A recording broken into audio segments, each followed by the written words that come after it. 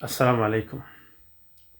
একটি বিষয়ে কথা বলার প্রয়োজন মনে করছি। বাহরাইনে আমরা কিছু সংখ্যক মানুষদেরকে দালাল সম্বোধন করি। মনে করি তারা দালালি করে। আসলে তারা দালাল নয়, তারা মানুষের উপকার করে। যেমন আমার অভিজ্ঞতা থেকে আমি কিছু মানুষকে আমি চিনি। তারা মানুষের উপকারে করে, মানুষের উপকারে আসে।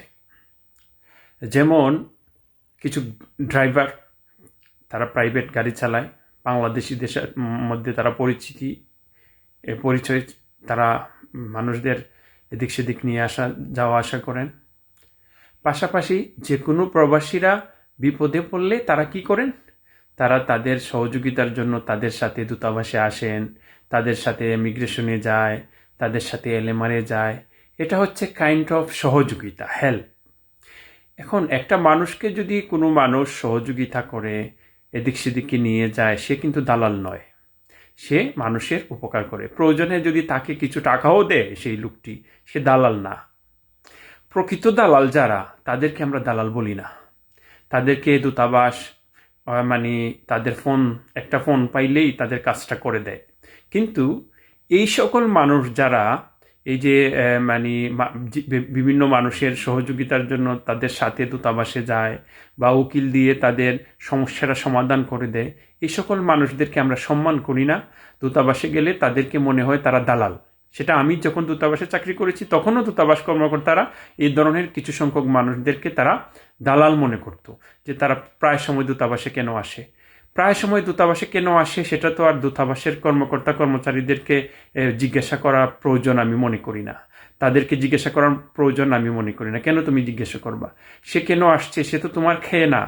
সে কাজ করে, সে মানুষের সহযোগিতা করে, সে মানুষ বিপদে পড়লে, জেলে গেলে, বিভিন্ন বিষয় জটিলতার সমস্যায় পড়লে তারা এই কাজগুলো করে থাকেন। হ্যাঁ, আমাদের এরকম কোনো প্রতিষ্ঠান নাই যেখান থেকে আমরা আইনি সেবা প্রবাসীদেরকে দিতে পারতেছি প্রপারলি। এই ধরনের কিছু সংখ্যক বাংলাদেশিরা আছে, তারা এই বাংলাদেশিদের সাথে পরিচয় আছে এবং তাদেরকে ফোন করে বিপদে পড়লে এবং যে কোনো বিপদে পড়লে তারা দূতাবাসে তাদের সাথে যায়। কিন্তু দূতাবাসের নিম্নস্তরের কর্মচারী যারা দূতাবাসের নিচে চাকরি করে, তারা এই সকল মানুষদেরকে মানে সিলেক্ট করে রাখে যে এরা কয়বার এমবেসিতে আসে, কয়দিন আসে, কেন আসে। এগুলো তো দূতাবাস কর্মকর্তার চাকরি না। দূতাবাসের কাজ হচ্ছে তোমার যে ডিউটি আছে তুমি সেগুলো পালন করা। যারা টাই টুই পরে বিভিন্ন দলের সংগঠনের মানুষ, তারা ফোন করলেই তার কাজটা করে দিবা। এরা তো মানুষের সহযোগিতা করে না। মানুষের সহযোগিতা তারাই করে যারা জানে, কাজ জানে। অনেক বাংলাদেশি আছে আমার পরিচয় আছে, তাদের সাথে আমি নাম বলবো না, কারণ তারা তাদেরকে কাপড়ে চুপড়ে মনে হয় না যে তারা এরকম প্রবাসীদের বিভিন্ন কাজে তারা কাজ করছে। কাপড়ে চুপড়ে গাড়ি ঠাই ঠুই দেখেই তো মানুষের পরিচয় পাওয়া সম্ভব না। অনেক প্রবাসীরা আছে যারা একদম সহজ সরলভাবে চলাফেরা করে এবং একদম নর্মাল কাপড় চোপড় পরে তারা অনেক মানুষের সহযোগিতা করে। অনেক মানুষ জেলে পড়লে তাদেরকে ফোন দেয়, তারা উকিলের কাছে দৌড়ে কোর্টে যায়, ইমিগ্রেশনে যায়, এলএমআরে যায়, দূতাবাসে আসে। আমাদের দূতাবাস যে কাজগুলো আমি অনেকবার বলেছি যে এই যে আউটপাস, অনেক প্রবাসীরা ধরা পড়ার সাথে সাথে দূতাবাস আউটপাস দিয়ে দেয়। এবং কি সেখানে যদি কেউ যায়ও যে এই আউটপাসটা দিয়ে না, আমরা চেষ্টা করতেছি তাকে জেল থেকে বাইর করার, সেটাও তারা অনেক সময় মানে না, বলে কোর্টের অর্ডার নিয়ে আসো। বাহরাইনে এমনিতেই ভিসা বন্ধ। এর মধ্যে যদি কোনো সাধারণ কোনো কারণে, ভিসা জটিলতার কারণে যদি কোনো প্রবাসী ধরা পড়েই চলে যায় বাংলাদেশে, এটা তো আমাদের রিমিটেন্স যোদ্ধাদের মধ্যে একজনের পরিবার আছে, দেশের অর্থনীতি বিষয়ে জড়িত আছে। এইসব বিষয়গুলো তো আমাদের মাথায় রাখা উচিত। হুট করেই যে লোক ধরা পড়লেই আউটপাস দিয়ে দিব।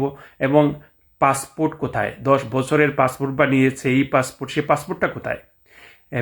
ইন্ডিয়ান এমবেসি তো তারা কখনো এইভাবে আউটপাস ইস্যু করে না। যতক্ষণ পর্যন্ত তার পাসপোর্ট বাহির না হয়েছে, তারা তাদের লোক 6 মাস জেলে থাকলেও আউটপাস দেয় না।